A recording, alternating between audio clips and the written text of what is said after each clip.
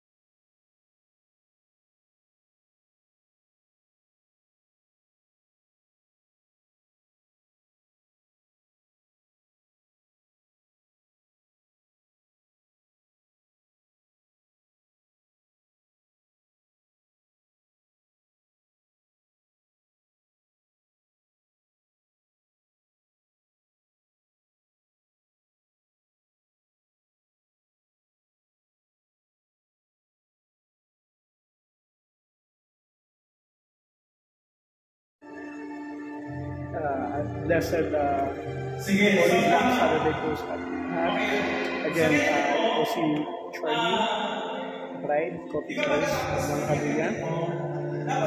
I'm here in Mary Health of Christians Parish National Square, Basilica. Yun nga po, I just completed the 14th station, the Way of the Cross. At the same time, this is the 8th church that I visited as visit iglesia. And was kaya napag-visit iglesia. And I hope napag-nilay-nilay na po tayo as I had mentioned earlier. I had mentioned earlier. This is time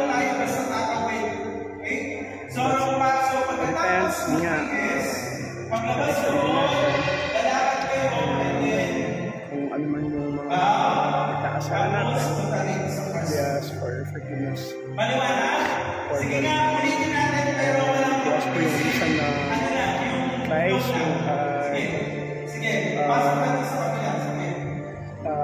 muling pagkabuhay ni Papa Jesus Christ or ni Lord Jesus Christ.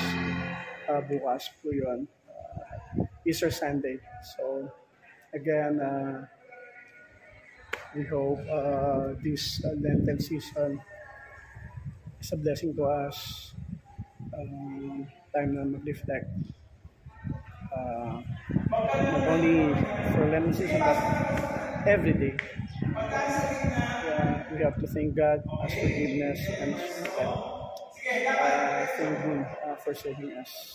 And again, this is Charlie, Bright, Coffee Tourist, Tablang Kaluya. May God bless, protect, and guide us.